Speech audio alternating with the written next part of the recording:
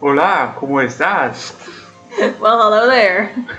That was very Spanish of you. Just about the only Spanish words you basically know, isn't it? No habla español. And that too.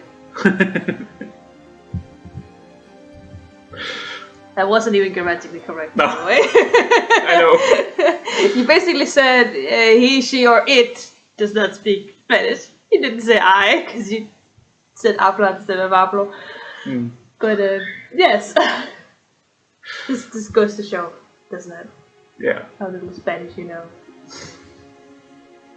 I didn't take it in gymnasium, so what do you want me to do? I didn't even have the chance to. No. But yeah, you know, I lived in Spain for half a year, so you know, I know a bit about Spanish. Yeah. Better at reading and speaking, but that's how it is. See, the nice thing about, like, I like learning languages, but I hate writing assignments for language class. It fucking sucks. Well, I suppose. Because there's always the humanitarian part of it, and it is not for me. No. I have a scientific brain. I cannot think abstractly like that. No. I've always been more of a grammar type of person. Yeah. I could just do like grammar Yeah. all day. Grammar is something I could do. Yeah. It's a set of rules I have to follow. Yeah. It's easy. The problem is problem. that you also need to be able to like write and talk, speaking that language for practical purposes, right? So you can't just only do grammar. No, but that's also fine. It's just fuck doing an essay, man. Not even essays, we never wrote essays. I don't know if they do essays in the Spanish class. Maybe articles? I don't know. I those discussion stories. Yeah. Like, it's hard for me to talk about that because like Spanish class in Spain, we never wrote any assignments because that's not what you get your grade based on. No. Okay. Granted, I didn't do everything in all my class did because I was, you know, in a Spanish class, so I couldn't know. But it's, you know, it's a lot of like culture, literature, history, some grammar here and there compared to what period you're learning about. It's so weird, like going to school in a country, like starting out in a school of a country where you can't speak the language fully. Luckily, I had like, 3 people who could speak fluently British, so that did help immensely that I had someone to talk to. But yeah, in the breaks, I was with people who couldn't speak English at all because they were in the non-English speaking classes. Because you know, in high school in Spain, you don't need to have English. No. You just need to have another.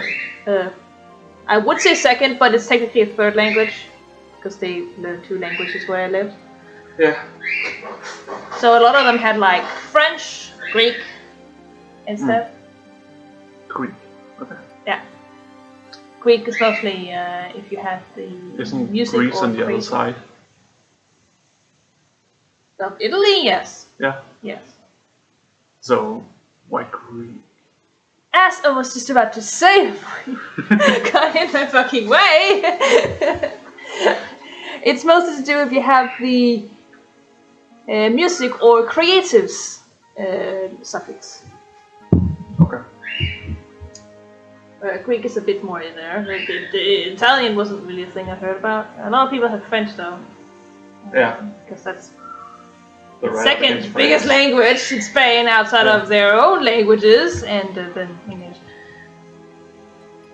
But yeah, that's like only 3 years of English is mandatory in Spain, so it's no wonder you can't speak it. Yeah. It's crazy.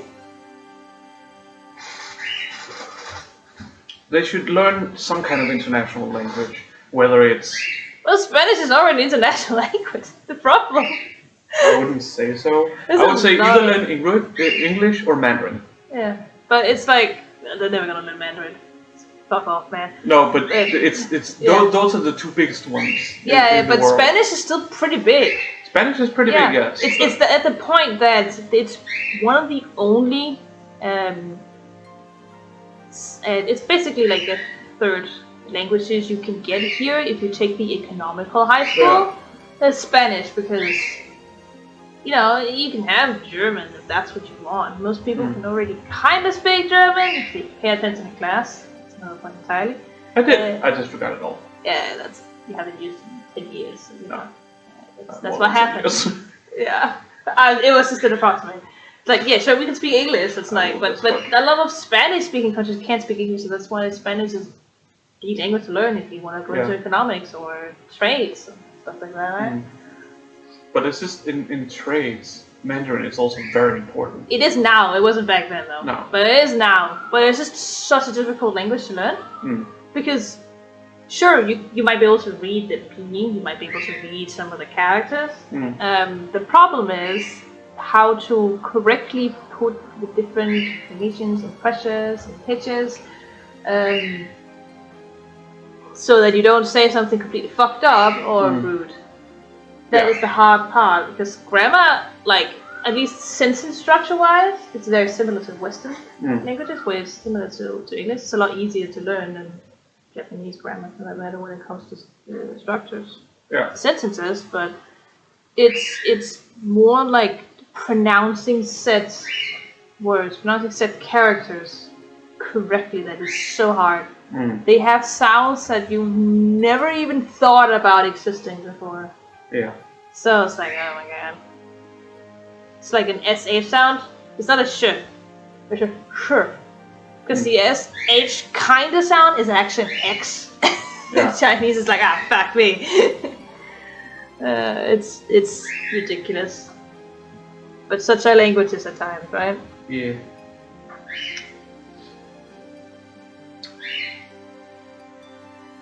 I want to sleep.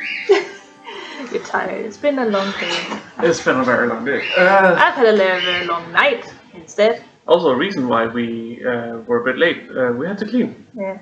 We're not done cleaning. No. But we decided to put that on our hold so we could actually start streaming. Yeah.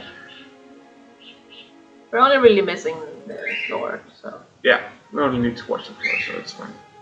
But how about we get into the game? Yeah. We spent like 5 minutes talking. Yeah, that's the interesting part, isn't it? Yeah. So. It's not like Benjineering who spends like an hour or so before he starts playing just talking about stuff. Same with Nico. He just talks to the chat. Yeah, just rambles about a bunch of stuff. He did that for like sometimes more than an hour. Yeah. So we did what we're doing afterward? We went into saw ya. But you got a actually I don't know if you actually got it in. You're gonna have to go to the time chart to see what happened. Press Y for the time chart. Oh, we had to make a choice, and that's when you stopped. Yeah. So we're still in the middle of both hours. Yeah. Okay. Right, we stopped there. Yeah. Okay. So I guess we'll let's continue. With that. Yeah. What's the one? Hi shows up. Oh yeah, right. Hi. Boy. What do you want to say? Come in or give me a second. This is gonna sound sus. It's your choice. It might matter, it might not matter. Come in.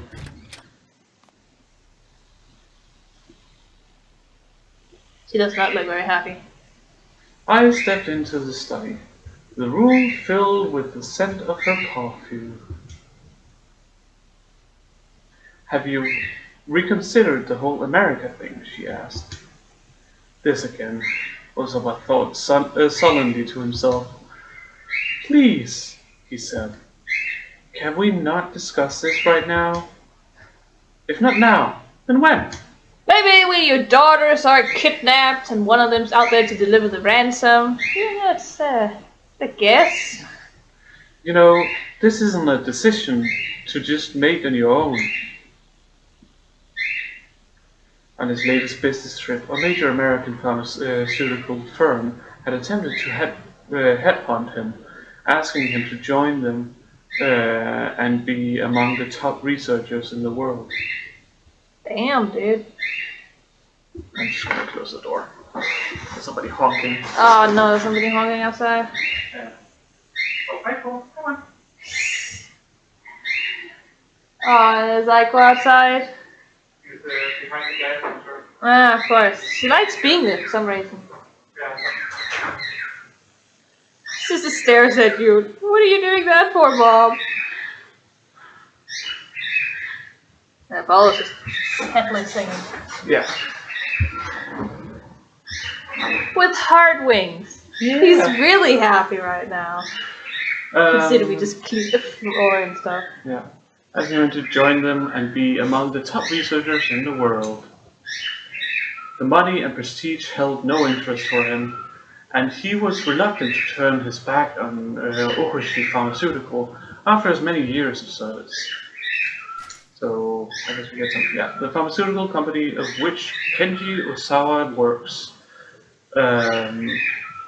It is a major corporation with a solid sales network both domestically and internationally, and an annual turnover of 1 trillion yen. That's good. I mean, divide that by 100 and you got $1. Yeah. It holds patents for several medications that are in demand worldwide and is influential at the Ministry of Health, Labor and Welfare, and other political institutions. The company employs roughly 7,000 people, including 600 researchers. Nice.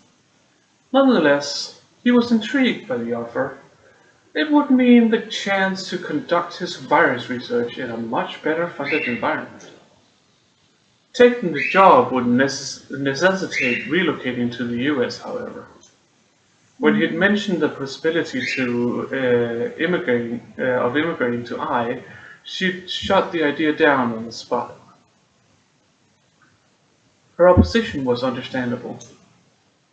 I's father, Suguru Makino, was a member of Okushi Pharmaceutical's board of directors.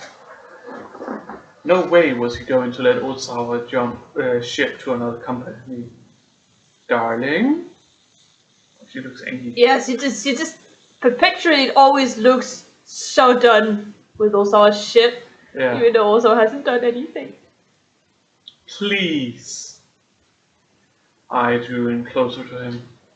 Think about it from my perspective. If you leave for America, what am I supposed to tell my father?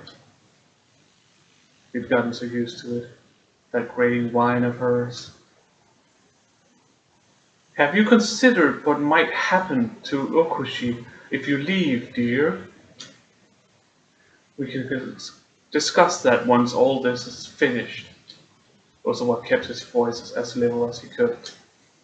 You do remember that you're a director, right? I said. You have responsibilities. Stop thinking about yourself so much. Well, isn't that just a Japanese collectivist society if I've ever heard one? With a sour look, I turned and departed. Bye.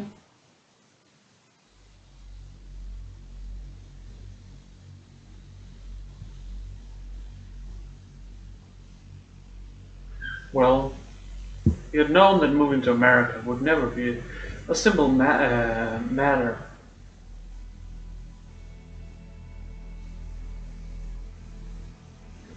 Be a simple a matter. Oh, you can say that. It's just a bit weird. Regardless of what his wife thought about it. There was another reason, however. The trivial agent. Antiviral agent. You didn't read it that way. No, antiviral agent that he had developed at Okoshi.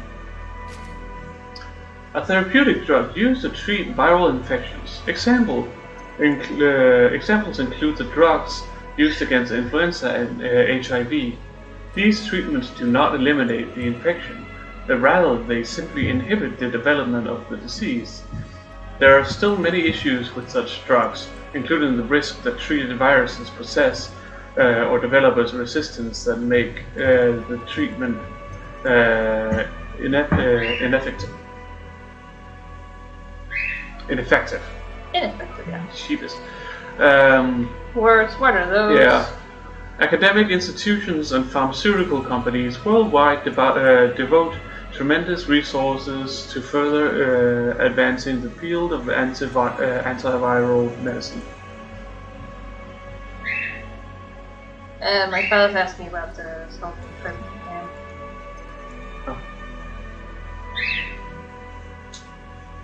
After the UA virus was discovered, infectious disease research facilities worldwide had thrown themselves into a top-secret effort to develop a vaccine.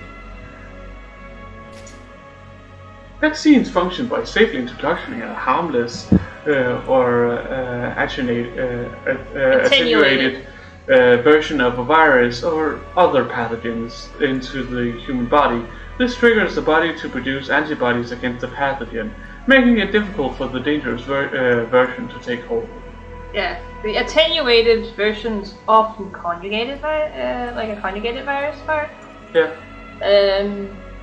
It's a specific vaccine in the child vaccine program that does that.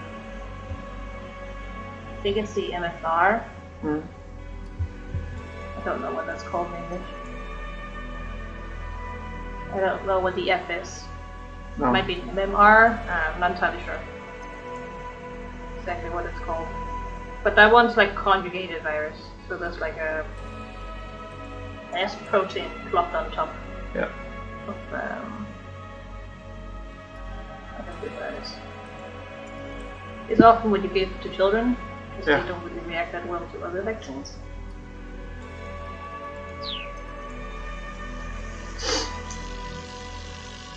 But Makino had ordered Osawa to work on creating an antiviral agent, not a vaccine. A vaccine Immunize the subject. Immunize the subject in order to prevent infection in the first place.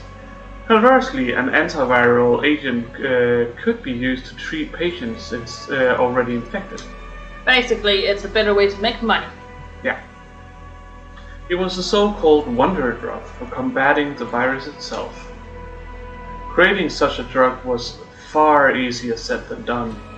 Developing the antiviral had been a long, arduous road.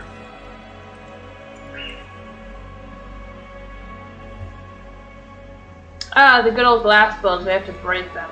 Yeah. You don't use that in hospitals anymore. I've never seen those, really. No. After years of research, had Osawa's team succeeded in identifying a substance that might qualify as an antiviral agent for UA. In theory, if it was administered during the virus's initial stages, 100% recovery would be attained. Damn. Data also suggested an 80% survival rate for patients treated shortly after the onset of symptoms. But there was a fatal flaw with the new antiviral agent. The side effects on the body were unusually potent. If it was administered in amounts beyond a certain threshold, it was linked to life-threatening complications. For a time, the research was at an impasse. It had seemed that the drug had to be administered in high volume to combat the explosive propagation of the UA virus, but then Osawa had received some fortuitous news. Okoshi Pharmaceuticals' nanotechnology brand had engineered a cutting-edge device known as the DDS. Nanotechnology. Yeah, okay. Technology created and or operated On an extremely small scale, often measured in nanometers, there are 1 billion nanometers in a meter. Some nanotech devices are literally regulated on the atomic level. The possibilities are ever expanding in practical fields such as medicine and material science. The United States is among the world leaders in the push for research and development. Yeah, because it can also be applied to the military. Yeah. DDS, acronym for Drug Delivery System. Such a system administers ultra-microscopic drug capsules to a targeted area of the body. Sounds really cool. Never heard of any kind of useful, but it's probably also just in studies right now. Yeah. It would be really good for delivering like drugs to the brain, I assume, because they're small enough, the blood-brain barrier can't really stop them. No.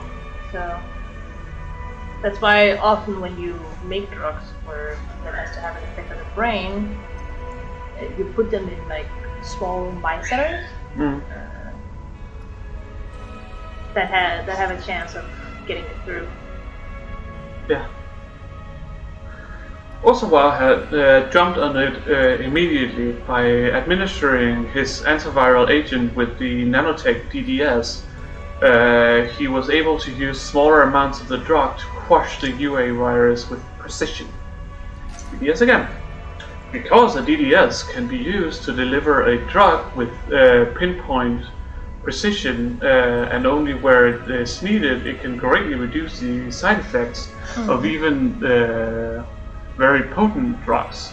The DDS developed by Okoshi Pharmaceutical utilizes advanced high-tech polymers which ensure that the capsules containing the drug are fully broken down and eliminated from the body roughly 1 week after administration. It's a video for you. It's a very simplistic video, but a video nonetheless. Cool.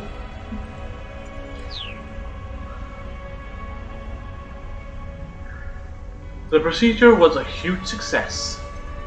There was a marked increase in the drug's efficiency, along with the expected decrease in adverse side effects.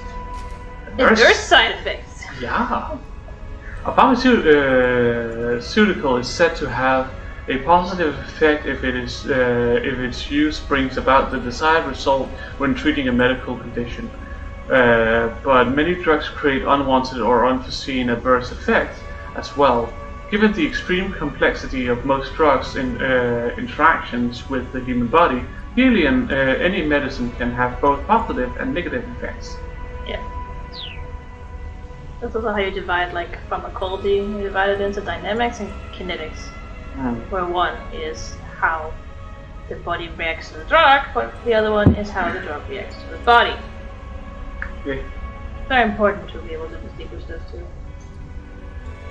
The effects have been confirmed via animal testing on monkeys, and now the antiviral was ready for the final development stages. Clinical trials on humans. Oh my god. Yeah, but there are multiple clinical trials on humans before it's considered for anything else. Animal testing. We gotta do it. Ethically, we need to do it. Experiments involving drugs or medical techniques tested on animals to confirm the safety before they are used on humans. The 1964 Declaration of Helsinki, which lays out ethical standards for human experimentation, advocates responsible animal testing, but many animal rights advocates regard such testing as a form of animal cruelty. Yes, it can be. But some animals, like rats, all just want to bred for it. They don't have anything else. Sometimes they've been manipulated, so it's not like they can survive outside the US. That's still sad. It is, but what else are we supposed to do? I don't know. It's just as cool to do it on humans or on other animals when you don't know what effect it could have. No. If we didn't do animal testing, we wouldn't be able to get any drugs out in the market anymore. Especially after what happened with that one drug back in the 80s or something. The animals can't exactly, consent to being tested on. No, but neither can all humans. It's at least easier to get consent from a human, because, humans are mostly able to consent. Yes. In some circumstances they cannot. And in some certain circumstances you would never be able to get that consent because they would never give such consent. Even if the drug turned out to be great, that, they might consent then. The problem is, if you don't, especially with all the COVID stuff, that all the people were skeptic of the vaccine because it hadn't really been proved in all of the clinical trials. That's the problem. There's a lot of people who choose not to take the vaccine because it wasn't tested. Well, it hadn't gone through all of the trials. So, yes. I will say it could be an animal cruelty, but it is the only way so far that we know we can get through while testing it. And then going further there. Because testing it on cells and stuff outside the body just doesn't give the same results, because also we do that first, right? We don't do it on animals before we are sure of its effects and stuff like that, but we can't test it on humans because we don't know what adverse effects it would have. Yeah. And how it would react in an organism. So one of the problems with animal testing is also it might have the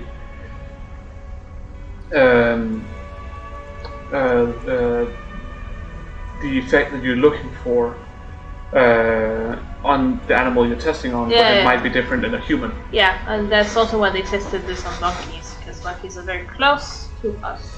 Yeah. So can you say some pigs are, at least organ placement wise and organ wise. They look a lot like humans, but it's probably also just because they're cheaper than a lot of countries that might be. Yeah. Well. But yeah, it's never easy, the ethical thing. No. I don't know, I care more about animals than I care about humans. Yeah, but the problem is also just there could be so many things wrong with just testing a drug on humans. That's what we did back in the day. That's why people got so mad. We tested on a human beings we regarded as weren't even human, right? I mean, just look at World War II. All the tests they did on Jews, for example. Yeah. Obviously without their consent. Yeah. Because they knew they would never get the consent. Yeah. And they didn't regard them as true humans. Yeah. So there's some other problems sometimes. It happens. But there's a lot of research that wouldn't have happened if they didn't do it. Yeah. It's to say there's a lot of cures or drugs or treatments that wouldn't be available to us if we didn't test them on animals first. So that's fairly just a world we live in at the moment. It's hard to know how else to do it. Yeah. Well, critical trial. When a new drug is being prepared for government approval after it has been tested on animals, it must pass tests on humans, clinical trials, that evaluates its safety and suitability. Such tests are frequently conducted on both patients and healthy individuals. In Japan, the development of new drugs is often hindered by insufficient legal infrastructure for conducting clinical trials, resulting in a smaller knowledge base and fewer opportunities for testing. So what they talk about when they, for example, talk about both patients and healthy individuals, in the first human clinical trial, you were tested on a small number of, as far as the system knows, healthy individuals. Well, it's nothing to do with whatever they want to make the drug for, because they need to see what kind of adverse effects would happen on healthy individuals. It needs to be safe for healthy individuals before you test it on some people who have a disease or whatever it is they have, right? And if it passes there, then you need to take alright, then we need to look at people we actually want to aim this drug at. Again, it's not the biggest group, not the biggest population they're taking, because they just need to test it. If it passes that, they can go to larger populations. If it passes that, they have to go to the long-term adverse effects. Yeah.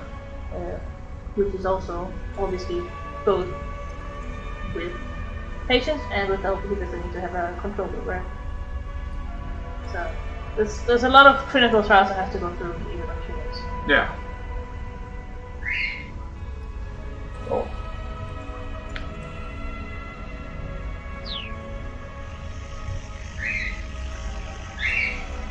But the very existence of this new wonder drug was still a secret.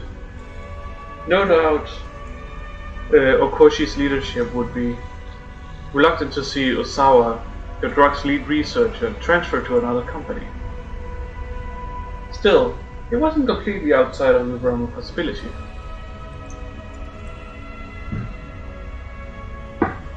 Once the antiviral was out of development and announced to the public, Osawa would be free and clear. For that very reason, he was loath to cause any friction over the drug right now. This anxiety only magnified his concern about the email he just received. Osawa called up Tanaka over the intercom. Good old English Tanaka! Tanaka! Tanaka. Tanaka. It's Tanaka, yeah. Yeah. But this is the English people who tend to pronounce it Tanaka. as Tanaka. So. Tanaka. It's very Danish way of pronouncing that. Tanaka. Yeah. Tanaka. There's something I want to show you. Could you come in here?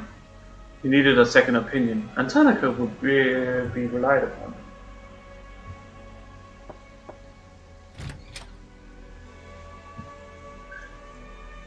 Osawa opened the door the moment Tanaka knocked.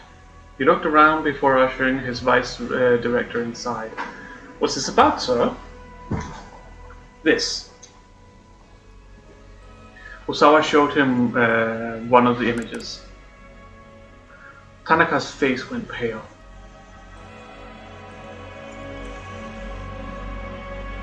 It can't be. No. Tanaka clearly recognized the symptoms of the UA virus. Any idea what this is about? Osawa asked. No, sir. These images were just emailed to me. The subject line says, 1 year ago, South Africa. That would put it around the same time as the most recent run of infections, wouldn't it, sir? But that information isn't. Tanaka trailed off. Osawa nodded. The thing I don't understand is why these pictures were sent to me. Osawa opened the other email from A.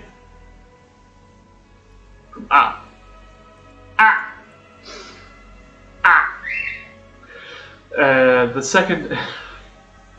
Having fun? Yes. The second message I got says that these pictures are my crimes. I'll look into this on my end, sir, Tanaka said. He hesitated uncomfortably.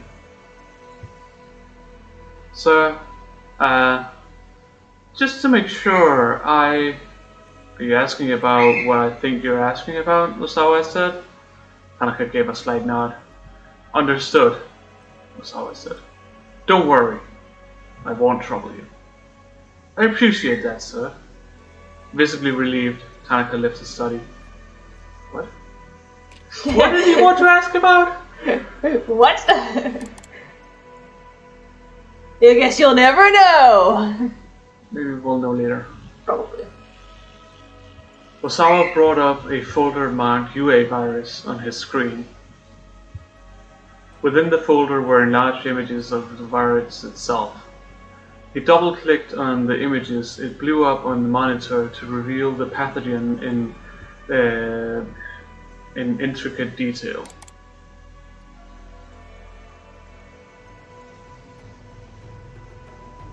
A specimen of the UA virus was approximately 100 nanometers in diameter. 10,000 of them in line would take barely a millimeter.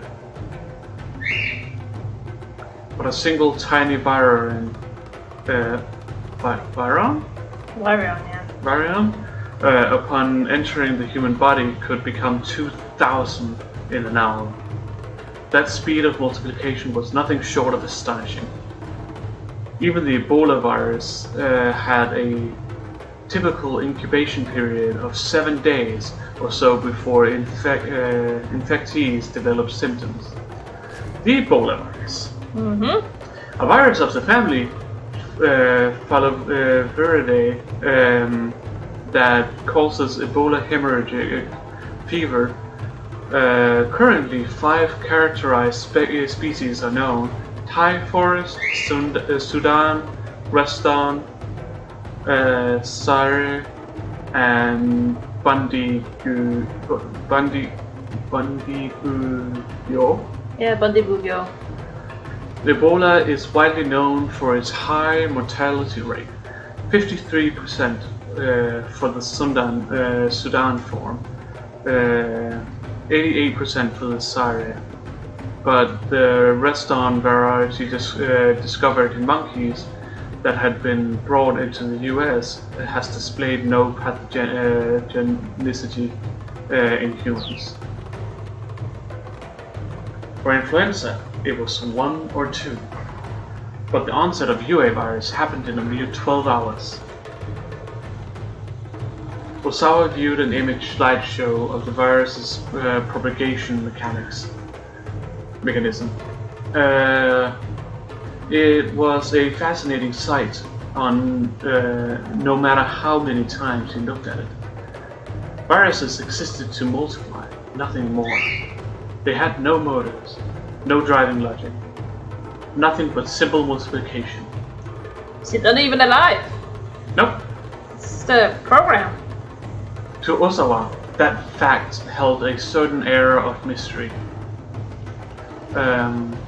If viruses had emotions, how would they feel about their lives?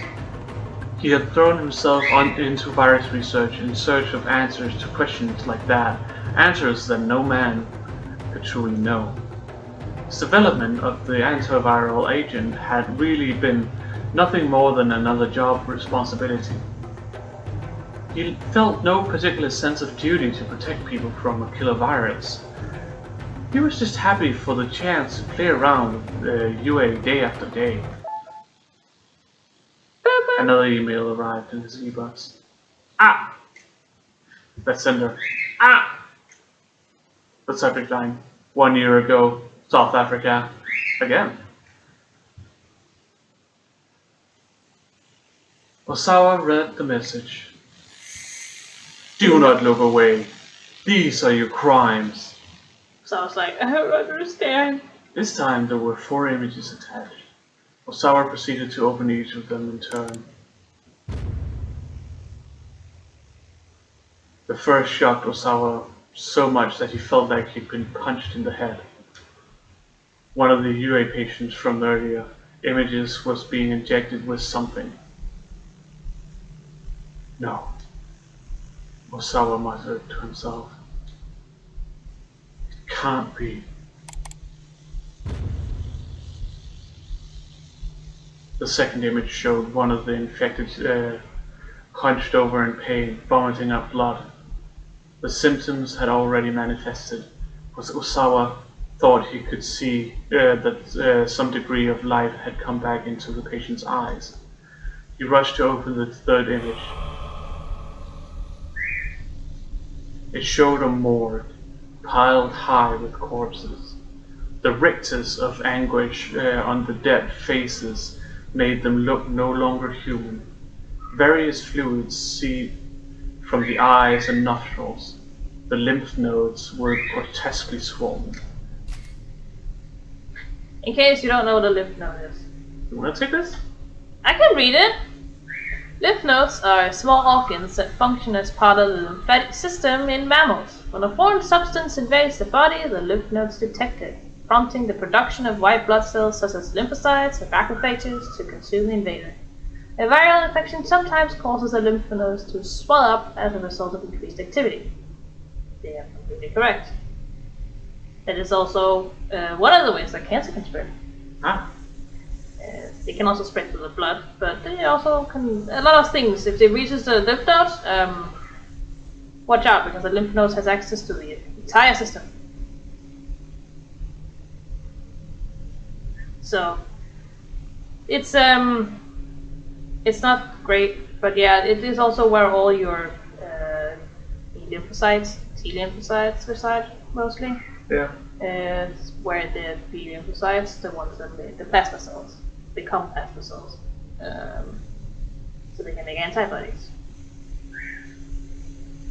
So they basically mature there when prompted. Very cool. System. There were hospital beds stained with massive amounts of blood and gastric fluids. Next came the fourth and final image.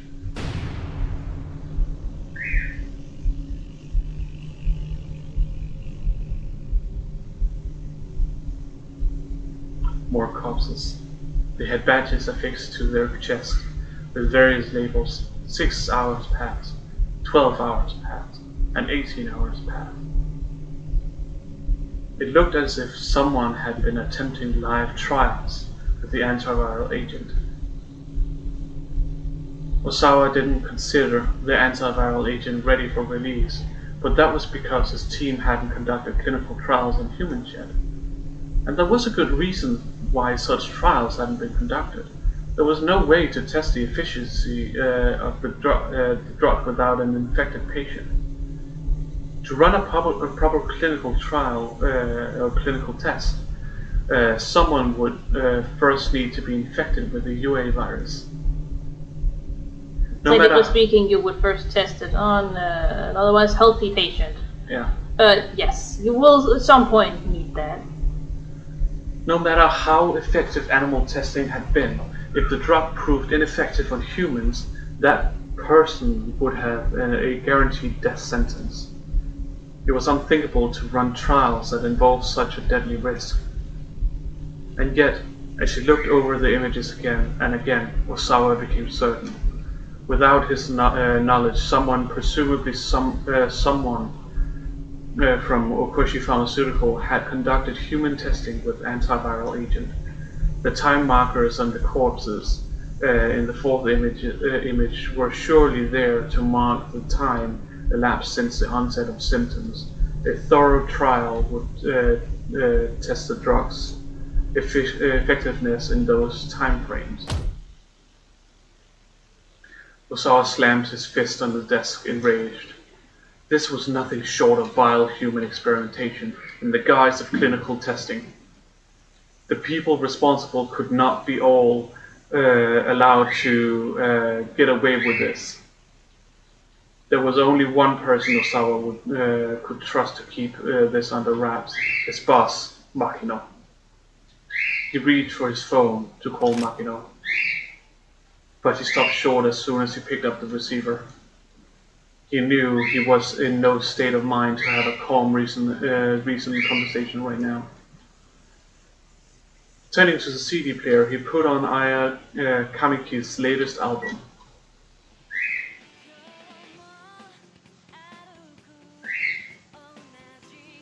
Leaning back in his chair, he surrendered himself to her soothing tones. Bit by bit, he could feel himself returning to a calmer emotional state. There had been a time when Osawa hadn't listened to music at all. In fact, he had no interest in the arts in general. Music, painting, cinema.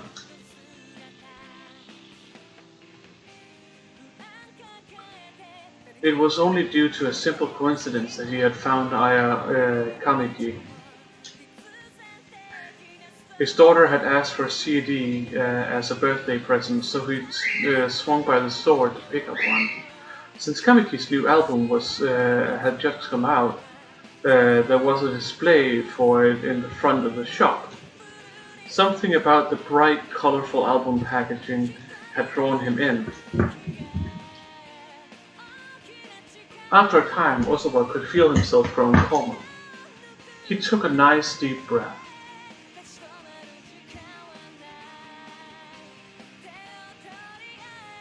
So? Call Makino. Call Makino, alright. He took a nice deep breath and then he dialed up Makino.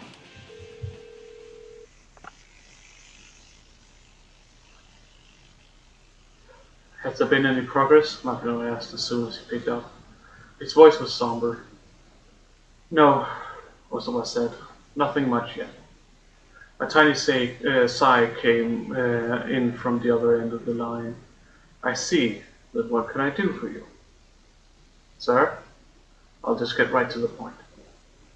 Have you conducted clinical trials using the antiviral drug? Makino didn't respond right away. What makes you think that? He asked at last.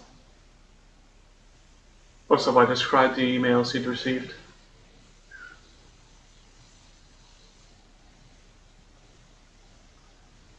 When he'd finished, Makino let out his breath in surprise.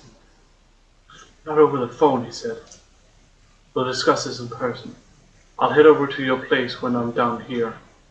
As soon as possible, sir. As soon as I can manage, Makino said. You're not the only person who's busy. With that, Makino hung up. There was no doubt about it. No doubt about it. Then there had been human testing. Osawa went to let Tanaka know he'd be meeting with Makino.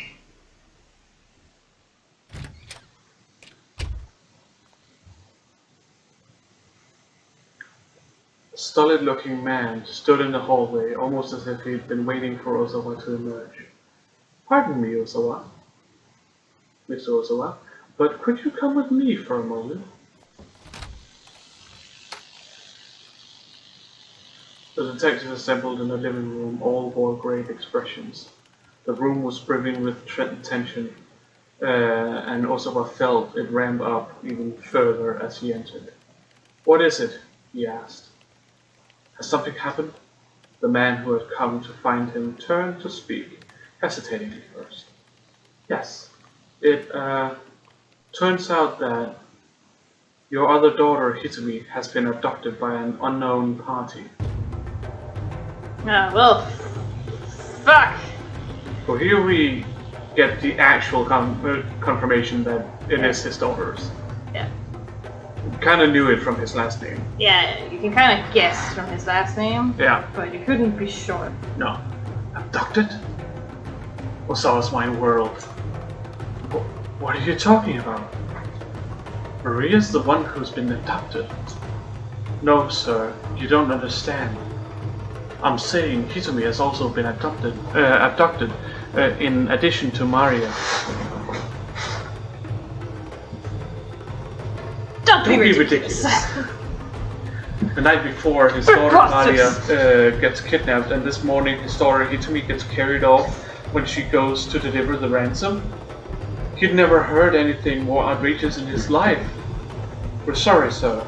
A detective was with her, but the police went on to explain that Hitomi had somehow managed to end up all by herself, and while she was alone, several individuals had forced her into a car and driven off. That's not what happened. That's not what we did. Well, this might be later than where you are in our story. Yeah. Might have made a choice where she would be on her own. Yeah. Which you now know. Don't do that if that happens. Osawa could barely comprehend what they were saying. His mind was in a fog.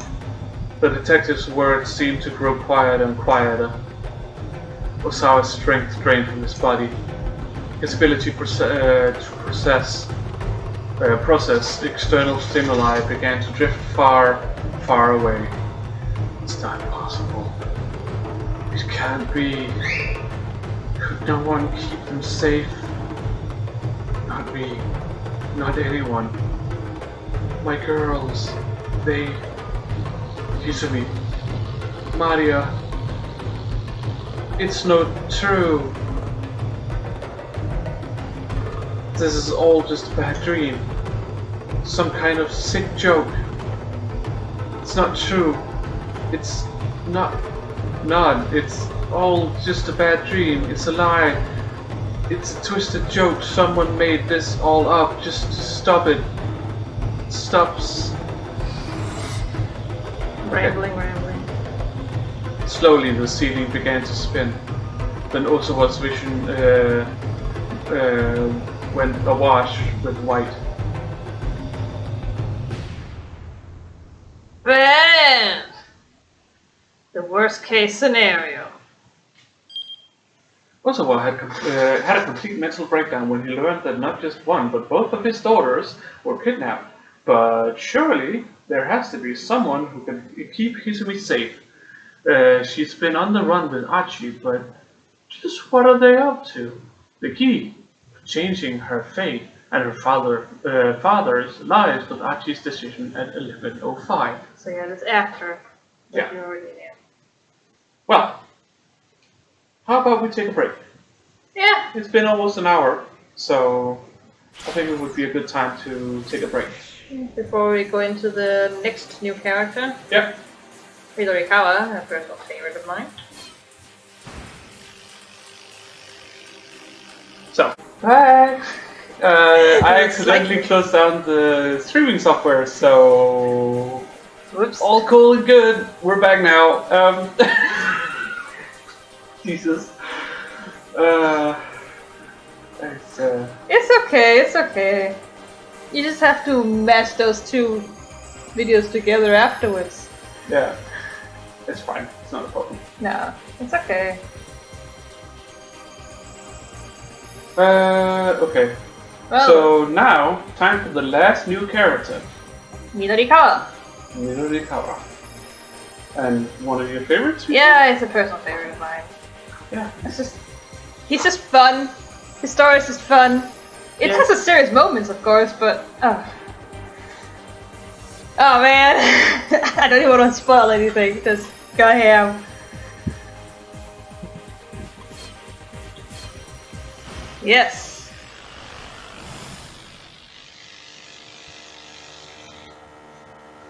The Super Cup 90 raced down Route 246 towards Shibuya.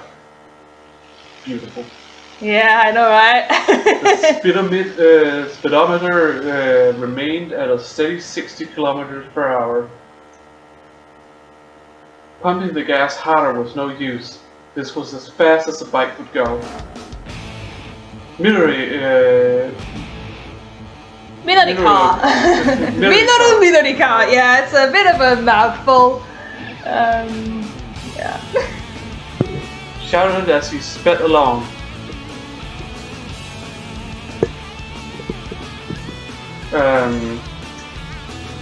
Damn it! I am not letting you die! He jerked the handlebars and blew past the truck on the inside. The driver scowled at him as he shot by. You maniac! You trying to get yourself killed? What are you thinking about? Saving lives! He doesn't think about any repercussions whatsoever! Midorikawa shouted back, I'm saving lives! The stoplight ahead turned red, cutting him off at the intersection. Oh, come on! He had no choice but to slam on the brakes. But this agitation boiled over. His agitation boiled over as he waited for the signal to change again. How long is this thing gonna stay red? Up already! Hurry up already! He brought the bike right up to the very edge of the line, keeping the engine revved like a dragster ready to peel out. Not on time. is not in my dictionary. The light turned red. You mean green? It said red. It did? Then Mirakara's own light turned green. At last. Yeah, it's the other light turned red. The other light turned red. Oh, and then this one turned green. Okay, I was like, what? It was already red? I was very confused by that. He hit the accelerator as hard as he could. Ah! Essentially died with a sputter. Huh? Oh, come on! What the hell? Huh? Come on! Oh. Car horns blared angrily behind him. In a fury, he pulled his bike over to the side on the road.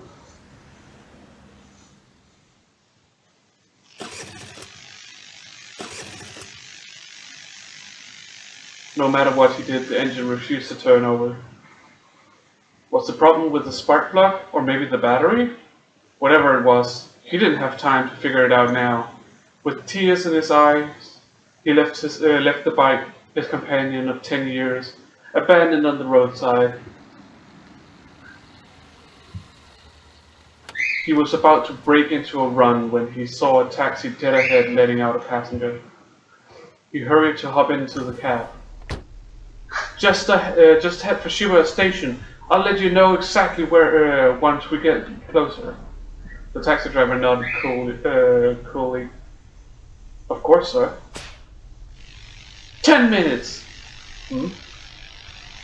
I need you to get there in 10 minutes! The driver grimaced.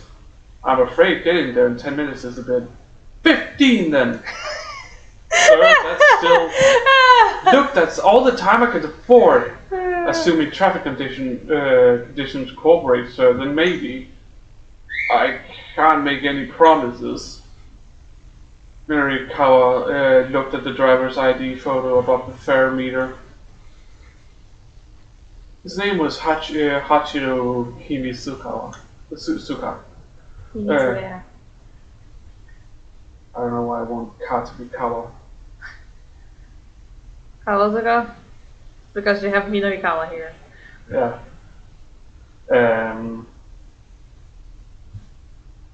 He was a middle-aged fellow, looked a little rough around the edges. Mr. Kimisuka, I chose you for this. You can do it.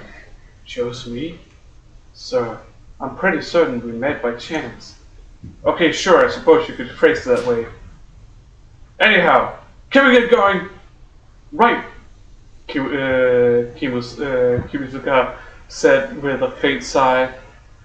Oh boy. I'll see what I can do. The taxi pulled away at a decent clip.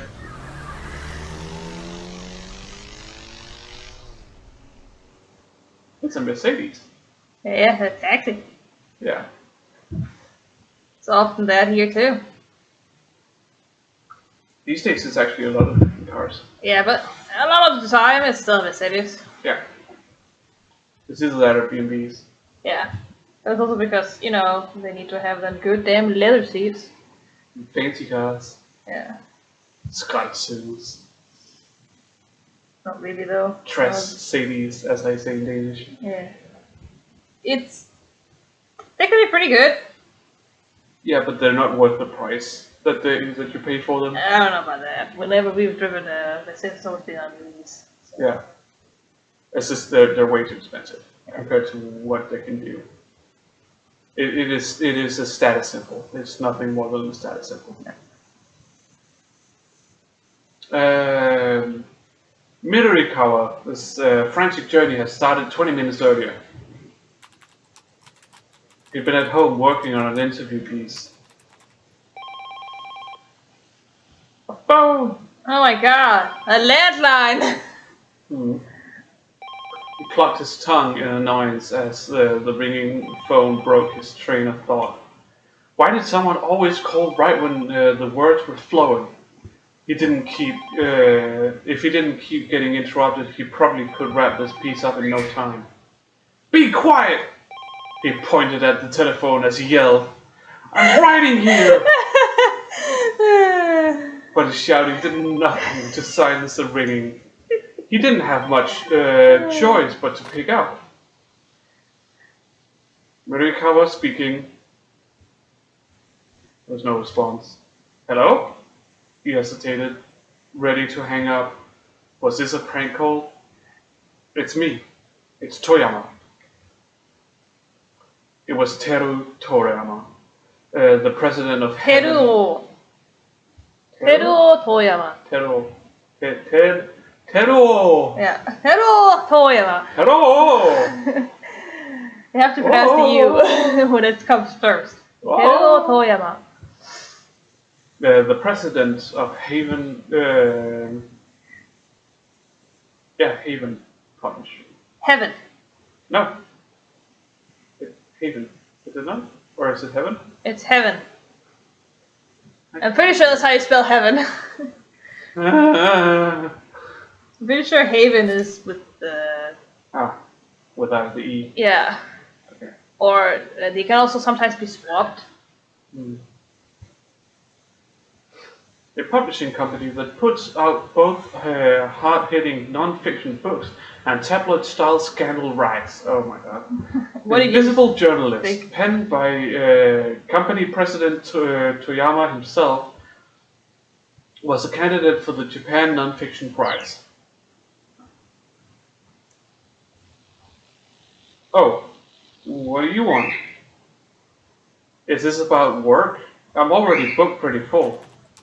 It's taken work from Heaven Publishing on several occasions, but the pay was hardly competitive. Maybe he had been turning them down a lot, so he hadn't heard from Toyama in a while.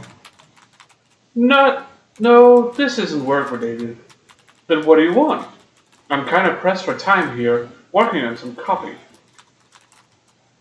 Mirikawa was in no mood to beat around the bush. It seemed like every conversation he had with Toyama went like this. You're busy. That's good. Busy's good when you're a freelancer. Toyama sounded unusually sympathetic. Mirikawa found it off-putting. I hear sales have been good on your end, he said cautiously. With this month's 4-Star General Gossip and all. 4-Star General Gossip was a monthly magazine, Heaven Publishing's flagship publication. A magazine focusing on the private lives of celebrities and politicians. Most of the articles found in its pages are random nonsense, but 1 out of every 100 or so contains an actual major scoop, making it a difficult outlet to ignore. How's it? Look at that front page. That looks like shit. Not even like any pictures of people or anything. Nope.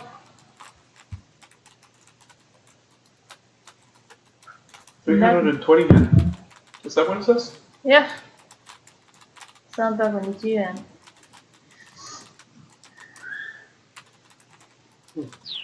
Anyway. It has a small circulation and for the most part flew under the radar, but once in a while they land some big scoop and sell like crazy.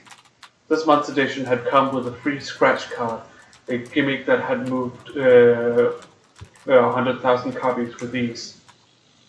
5 winning symbols in a row wins 100,000 yen, was it?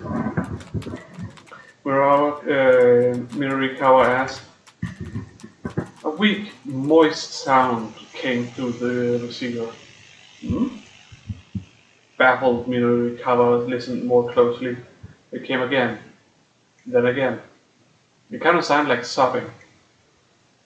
Mr. Toyama? You crying? There was another soft sob, and then yet another. Oh, bad music incoming. What's going on? Where are you? Mirikawa asked. At the office, Toyama managed. He let out another mewling whimper. What's the matter? It's nothing. Well, it's got to be something. Come on, what is it? Toyama gave no reply. Mr. Toyama, you still there? Silence. What is it? What happened? Look, doesn't tell me anything. What the hell is going on? Toyama squeaked out a drawn-out whine. Okay, I'm sick of this. I'm hanging up now. Mirikawa was about to break the connection when he heard Toyama murmur,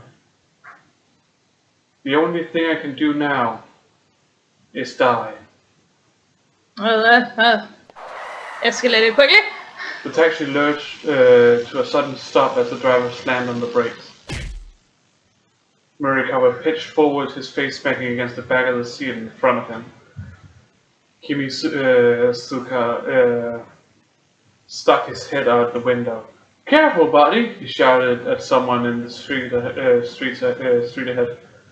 "You're gonna get yourself killed!" Oh, hey! Mirikawa blinked the stars from his eyes and saw a man moving alongside the cab.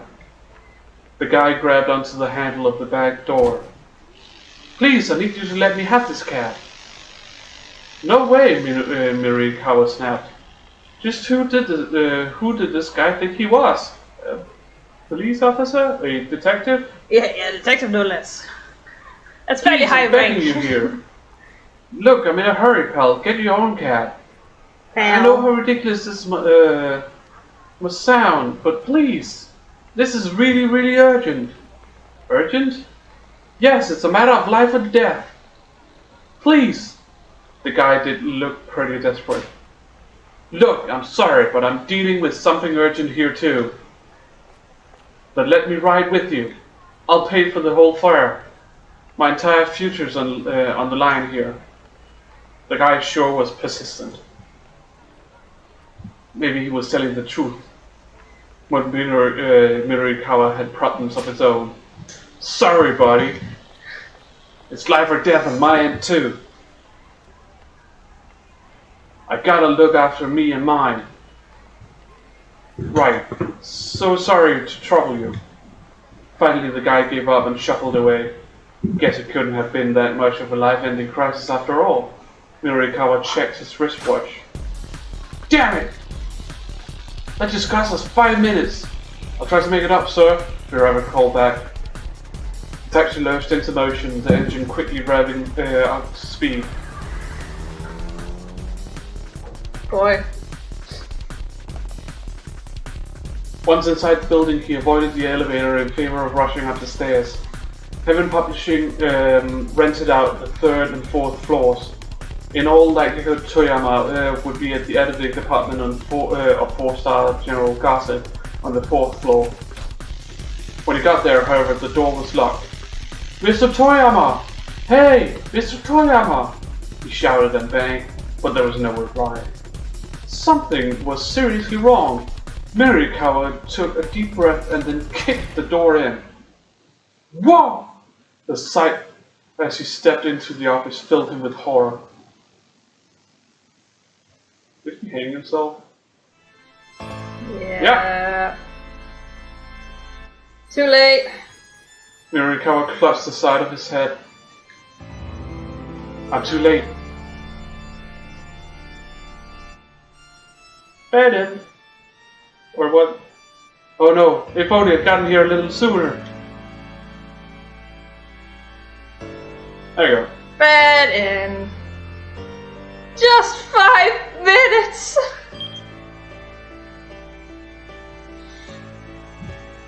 Yeah, Mirikawa rushed to Heaven Publishing as fast as he could, but he didn't get there in time to save Toyama.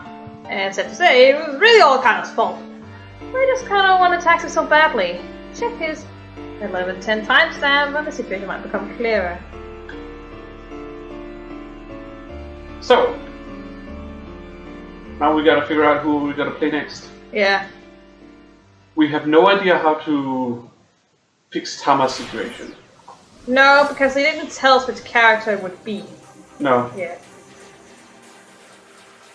So you have a choice with Kano and you have a choice with Achi. Yeah. That could potentially let you go past the bad end on either Mirikawa or Osawa. Osawa, yeah, that's the thing. Osawa. So you've got those two. the moment. I think we only really have time to do one of them, so... Yeah. What's your opinion? Should we do first? Personally, I enjoyed Kano's story more, but that's just... Yeah. I mean, I enjoy all of their stories, even though Thomas can seem a little disjointed at times from the rest of the main story, but I did enjoy Kano's story a lot. Yeah. Should we do Kano first? Yeah. Okay.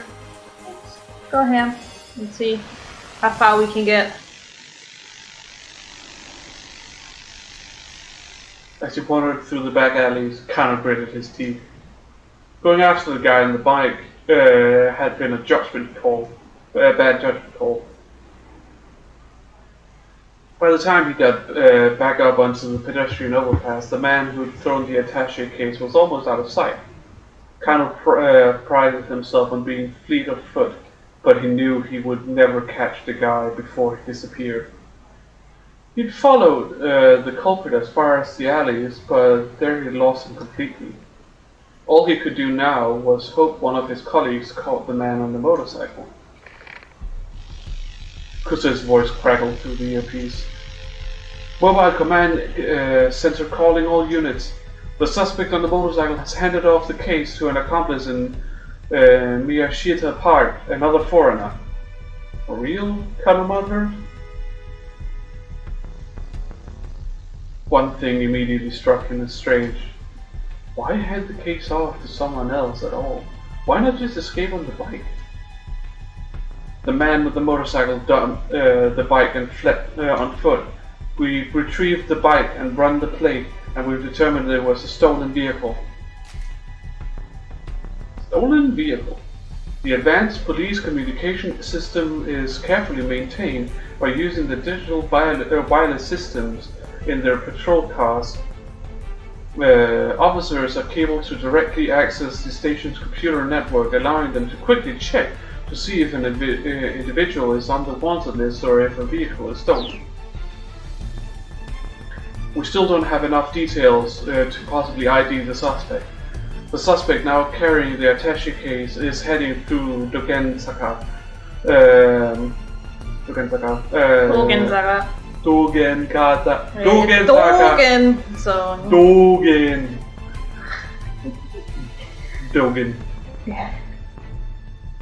Dogenkata. Also on foot.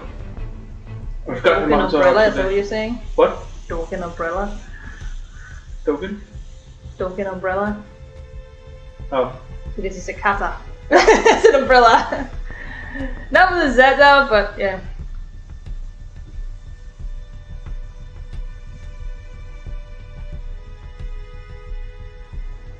So if you have kasa, it's umbrella. But if you have okasa, it's mom. Well, that's okasa. Okay. Completely different. By the way. Different. Okay. Completely different. Sure. That wasn't too far from where Kano was now. It looks like we're dealing with a foreign crime syndicate that's familiar with Zebra. All units head to Dogen Saga. But do not, I repeat, do not attempt to apprehend the subject with the case. Let's see where he goes. Kano nodded to himself without knowing more about the crook's MO. Letting this guy go for now was probably the only right call. I just want you all to know one last thing, because his tone grew more solemn. Whatever happens, I know I can count on each and every one of you. Don't disappoint me. Over and out. Until you screw it over for me, then I can't trust you anymore. Kano had the unsettling feeling that the message had been meant for him. Right. It's now or never. The sudden appearance of this syndicate and its bizarre actions were rapidly moving things beyond the jurisdiction of both the MPD and the local police. Mustering his resolve, Kano headed for Dogen Saka. Dogen Kasa. Oh, this is so funny. You might think it's funny. I'm just tired. Funny talk.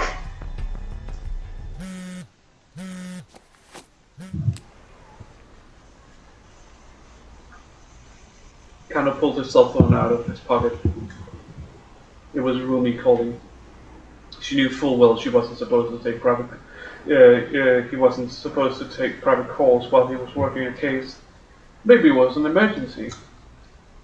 He decided to pick up. Ruby? I'm sorry. Are you in the middle of something right now? Kind of. Is this an emergency? Well, yeah. So I'm in Shibuya right now, and... Shibuya? Why did you have to be in Shibuya now, of all times? So, my father came down from Nagano all of a sudden. What? Rumi's father, Shizuo, whoops, had been staunchly opposed of the two of them getting married. Kano had visited his home many times, but the man had never even deigned to meet him. Yeah, he told me to tell you he wants to meet with you. What? Now? Kano blurted the words out with more alarm than he'd intended. I told him you were busy working, but he said he'd wait. This can't be happening, Kano whimpered to himself. I'm sorry, I know he can be demanding. That's not the issue. Her dad offering to wait made it harder for him to refuse. Alright, Kano said. But I'll have to call you back later, okay? I really am sorry. I'll be at a cafe called Lautrec. It's by the train station. Rumi hung up. For a long moment, Kano stood in a daze, staring at his phone. As if keeping up with the case wasn't stressful enough.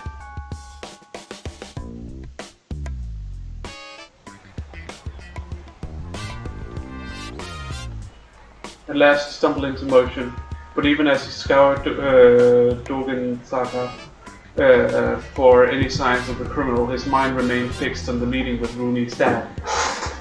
There was no way of knowing when he'd be done with his case work today, but could he really pass up on a once-in-a-lifetime opportunity to get her father's approval for her hand in marriage? Odds are that this will not be the only once-in-a-lifetime experience Detective Kano winds up having today. Maybe he could slip away for just a bit. There were plenty of detectives still tailing the suspect. Taking 15 minutes or so to meet with Shizuo wouldn't be such a big deal, would it? This is my big chance. I should go meet with Rumi and Shizuo while I can. No, right now I've got a job to focus on. Let's try the first one. It's now or never, Kano decided. His future happiness depended on winning over Shizuo.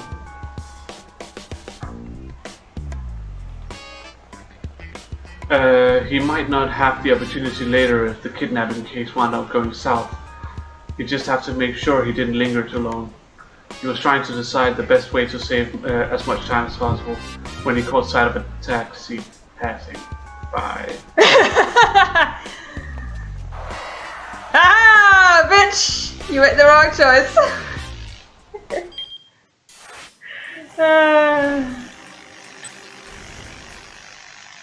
Let's not go that way then.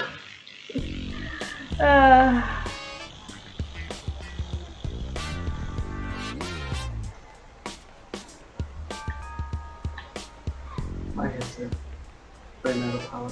Oh no!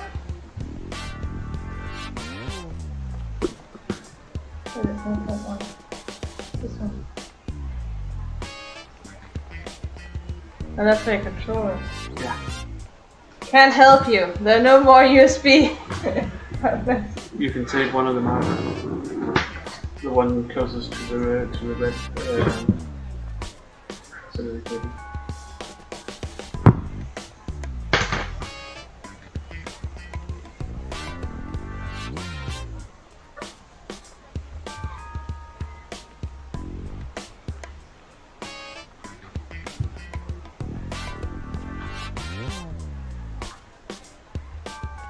Can you hear?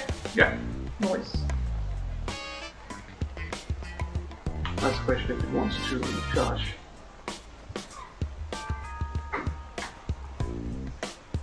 Not showing anything.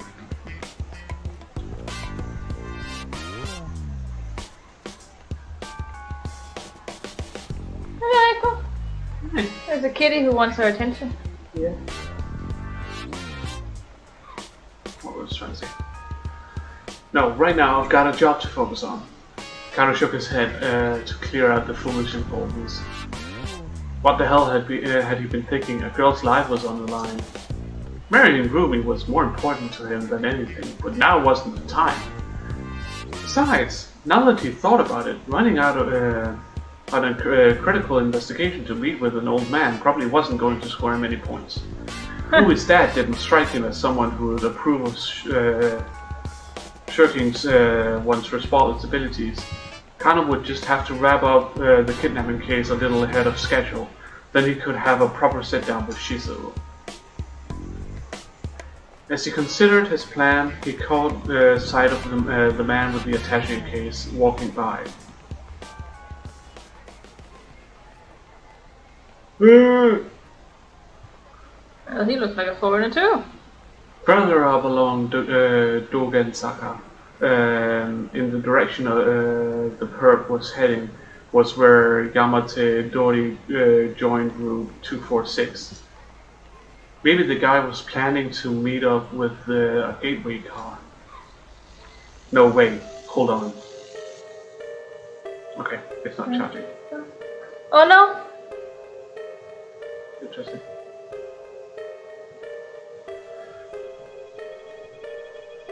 If that were the plan, why would the gang have ditched the motorcycle earlier? Kano started tailing the man, racking his brain all the while. The suspect turned down a narrow side road. He wasn't heading toward Yamate Dori or Route 246 at all, but back toward Shibuya Station. What in the world was going on? It was starting to feel like the crooks were just messing with the investigation team. Kano radioed Kusei on the wireless. The police wireless system is digital in order to make transmissions more difficult to intercept. There are several different channels available, including the basic local channel, a common channel for contacting other nearby patrol cars, channels assigned to specific precincts, action update channels for riot squads, and so on. There's also separate channels specifically for kidnapping cases, not on the standard wavelengths. Oh, is it itchy? Someone's not happy, huh? Is that right, Michael? You make yourself leave your tail. Oh my god. Sir, I don't think there's any point in seeing where this guy leads us anymore. That's not your call to make. Keep watching him. Sir, this is a waste of time. That girl might be in danger if... Kano's argument was cut short as he saw the man hand off the attaché case to yet another foreigner. Again? How many times were these criminals going to pull this trick? The detective broke into two groups to follow both the men.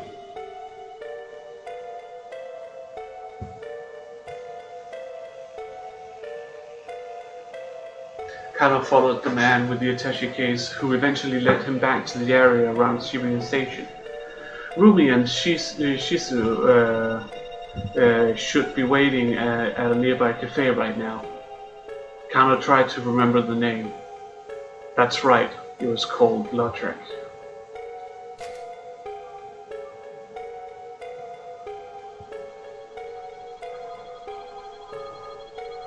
I'm pretty sure it's a marriage thing. Probably. But we're hearing some beep beeps of cars. Honks. Yeah, honk honk. Honk honk, motherfucker. It's been going on along all day. Yeah. Oh, actually, students. Ah, it is June. Yeah. That's early though. damn. But then again, I also saw some wearing student hats back in the 80s. And I'm like, oh, what did that happen? Well, some people are under like special circumstances and whatnot. So we have new students. That might be why. Graduated students. Yeah, that could be why. Yeah. Named after the name of the cafe where college student Ryuko Kaminuma works as a waitress, named after the 19th century French painter Henri de Toulouse-Lautrec. That was a poor attempt at French, not gonna lie. Yeah. Toulouse-Lautrec. No, that was even worse. Somehow that was even worse. He created numerous works, including many posters, book illustrations, and book covers, which are highly regarded in the art world. Doesn't exist in the real world, though. No. He kept his eye out for a place by that name as he tailed the target. Before long, he did spot the cafe. Its large plate glass window offered a view of the cozy interior. The sign out front read Lautrec. Looked like this was the place. The man with the case was at the intersection waiting for the light to change. Kano took the opportunity to peer inside. He spotted Rumi right away. She was facing away from him. So the man seated across from her must be her father. Kano realized he'd never even seen a picture of him. Shizuo grew organic produce up in Nagano nowadays, but until 2 years ago he'd been a detective with the investigation division. MPD investigative division responsible for handling crimes such as murder, kidnapping, and arson that take place within the Tokyo metropolis. Truly exceptional officers are assigned to this division. They are regularly dispatched to various regional task forces to aid in investigations, where their talents and experience often prove critical. The position of section chief is traditionally given only to dedicated personnel well versed with crime scenes and organizational administration. And therefore elderly people. Yeah. Rumi looked up to her father for this distinguished police career and always spoke quite highly of him. Kano had figured that if he became a policeman, Rumi might appreciate that. It was this simple impulse that had led him to join the force. He had also figured that public servants could stay afloat even in times of recession, and that his physical training would serve him well in such a line of work. Once he was a policeman, he thought he could approach Shizuo with his head held high and ask for his blessing in marrying his daughter. But after Rumi graduated from university, Shizuo had up and retired from police work. Even Rumi didn't know why he made the decision. Kano had traveled to Nagano many times to ask Shizuo for permission to marry her, but the only response he'd ever get was, "I'm not giving away my daughter to any cop." Kano had never even gotten past the intercom before her father turned him down. Years in the force had nearly made Kano lose sight of what had driven him to become a policeman in the first place. And now the chance to meet Shizuo face to face had finally come. He peered intently into the cafe. Across from Rumi sat an older man with a grim expression. Just who was this hot-faced fellow? It took a lot to rattle Kano, but the guy looked scary. Could this really be his sweet little Rumi's father? The prospect of meeting with him later filled Kano with sudden dread.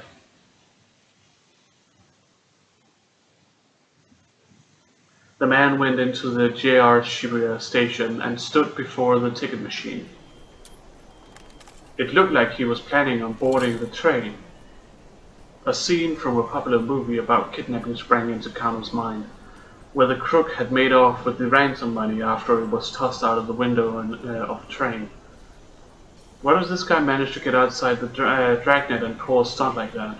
It looks like the suspect is going to board a train, Kano informed Kuse over the wireless. Make sure you stay on his tail. Apparently Kuse still wanted to string the perp along for a bit. We've got the lizards ready to pursue. This Japanese police lingo for motorcycle squads deployed to pursue suspects in urban settings. Yeah, lizards. It's like their cars are called panda cars. They're black and white. Yeah. We'll establish our dragnet around whatever station he gets off at. The man purchased a ticket from the machine and passed through the gate. There was no way to tell what station he bought a ticket for, but it looked like he was heading clockwise along Yamanote Line loop. Kano used his prepaid card and made his way through the ticket gate as well. An announcement chime signaled the imminent arrival of a train up on the platform. The man made his way up the stairs, looking calm and composed. He showed no sign of checking for pursuers. Kano hurried after him. The man stopped at the very edge of the platform to await the train. Not ideal. There was no way for Kano to get up close without sticking out like a sore thumb. The train glided up to the platform. The man gave a quick look around as he stepped aboard. Kano followed.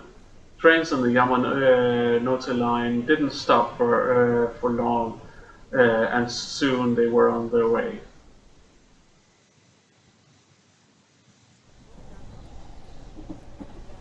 Glancing around, Kano noticed the other MPD investigators who had slipped aboard the train as well.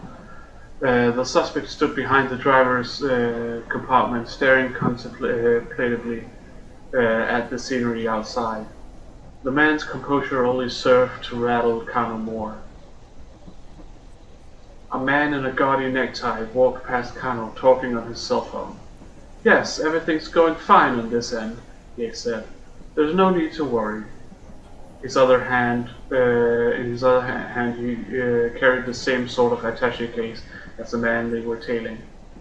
He headed right toward the driver's compartment and stood next to the suspect. Well, now that's not suspicious. Kano leaned his head subtly, straining to make out what he could of the phone conversation and the other end of the car. "Yes, of course. 225 pages, all fully proofread." 225?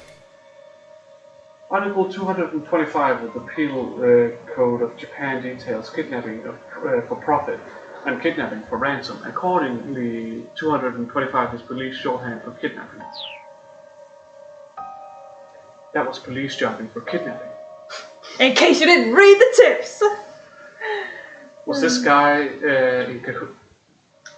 in cahoots with the kidnapper? Maybe the criminals had planned an attaché case swap. Kano watched the newcomer like a hawk.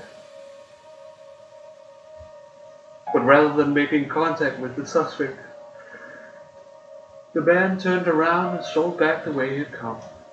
He hadn't done anything suspicious at all. Yes. Oh. Wrong button.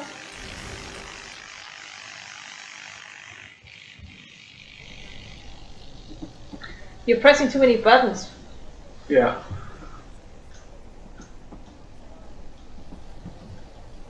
Come on. I believe you can also always use the back button to go back again. Okay.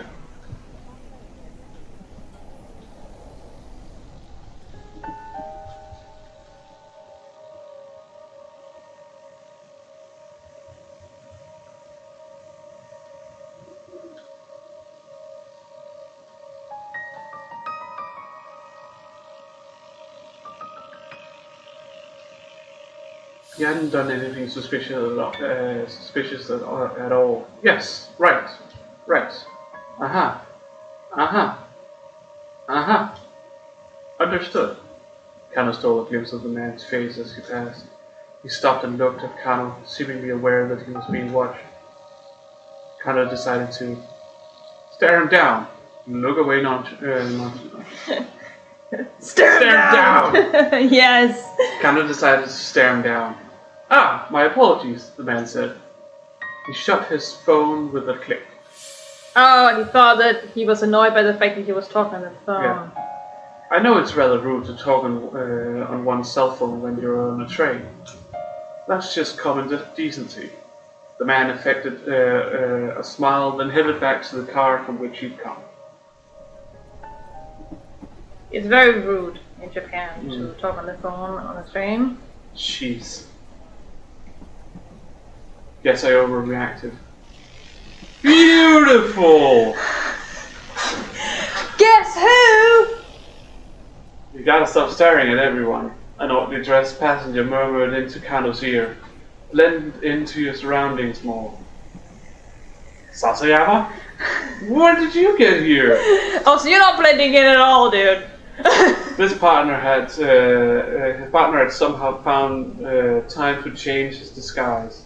The steely expression on his face was at odds with his anime nerd getup. Kano had seen Sasayama disguise himself as plenty of things throughout the years. Santa Claus, Yakuza member, Japanese folk singer, and a Buddhist priest, to name a few. But this was a new extreme, even for him. When he first joined the force, Kano had found Sasayama's costume antics amusing, wondering where he'd managed to find his outfits, but lately his quirk had become tedious. Concentrate, keep your eyes peeled. Sasayama gave Kano a pat on the back and slipped away into the next car. The suspect, meanwhile, was still staring out the window. The announcer's electronic voice filled the train compartment. Next up, Harajuku. Harajuku, yeah. Harajuku. Next up, Harajuku. Huh? Kano almost cried out. The suspect was moving towards the exit door. Apparently he was only taking the train one station down the line.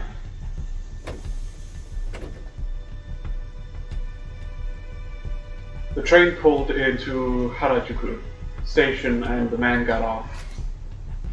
The area east of Japan Rail Harajuku Station, corresponding to Jinkume Wonkume Ichome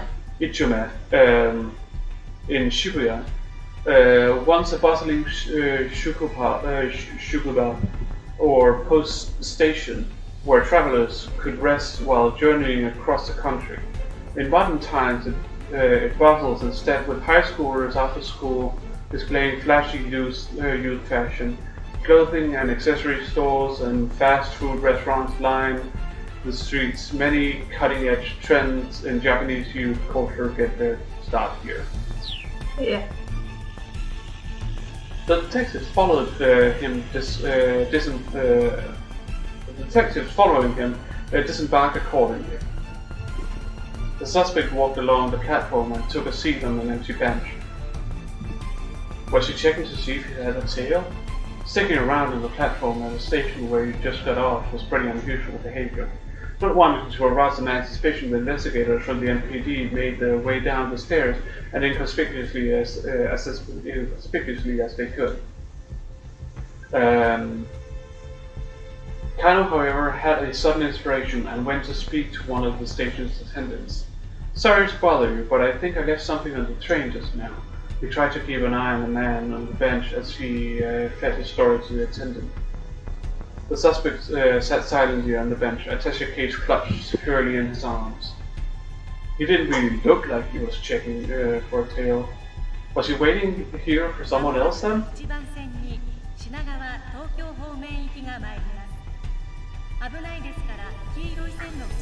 Taking another train. Before long, a train heading counterclockwise around the loop arrived. The man rose from the bench and stepped up to the boarding area. Wait, what the heck? This guy got on the counterclockwise train. Wouldn't that just take him right back to Shibuya Station? Yeah, fucking with the police right now. The man boarded the train. Kano had no choice but to follow suit. Was the guy playing with them? The suspect got off again once the train reached Shibuya. All he had done was to go to Harajuku and come right back. Kano reported in Tsukuse. The suspect has returned to Shibuya Station. Acknowledged. Keep tailing him. Kano felt himself growing increasingly paranoid. This criminal organization didn't seem too keen on getting away. And here was HQ giving these guys free rein. Something was off. He was sure of that. As he tailed the mark, Kano took out his phone. What were Tasuno's instincts about the case right now? If the senior detective had any advice, Kano would love to hear it. He dialed Tasuno's number.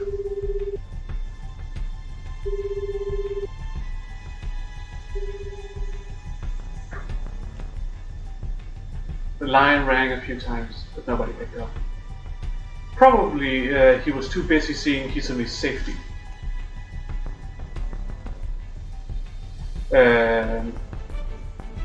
Kano felt bewildered. He'd been letting the suspect lead them around for over an hour now. During an abduction case, you generally didn't update the victim's family on any developments in the case that tried to interfere. Kano could only imagine what the Osawa family was going through right now. After a short walk from Shibuya Station, the attaché case was handed off yet again. This time the recipient was a tall dark-skinned man.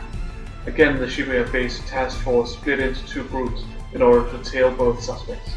Kano stuck with the man who had the case. As the previous man had done, the newest suspect wandered around Dogensaka for a while. Repeatedly looping around and around the same locations was a weirdly roundabout way to make a series of handoffs. Excuse me, detective. Kano turned around with a start. Oh hey, he said. I know you. It was Leland Palmer. You remember him? I think. Could you update me a bit? He's a professor at Hilmi's and Maria's school. Oh, right, the professor. Right, Leland Palmer. Yeah. Okay. I was like, Leland Palmer. Sounds very familiar. I can't quite put my finger on it. The lecturer who had been an eyewitness to the kidnapping. The man practically radiated concern. How is Maria doing? Is she alright? I'm very worried for her. His Japanese was more halting now. My heart is with her family. Kano gave a quick look around. It didn't appear that they were being watched. Well, this might be a good time to stop for now. Yeah. We've been going on for about 2 hours. So, and we reached a split point. Again. Yeah. Again. So, let's stop here and we'll come back next week. Yeah. Yeah. Yeah, I'm not off on vacation just yet. Not yet. I still have exams next week. Yeah. And then there's a whole week. Is a whole week where you have nothing, I suppose? Yeah. Okay. So yes. God knows medicine exams is like you have exams this week and this week only. Yeah. Oh well. So we're gonna see you guys again next week. Yes. Hopefully on time. Well, we don't have to clean for guests next time. So. No, we had to clean because somebody's family was coming. So, yeah. Yeah, we'll see you again next Saturday. Yes. Off into space. Your personal ace space. Yeah. We're all in space. We're all in space. In space. Space. Space. Space. Bye. Bye.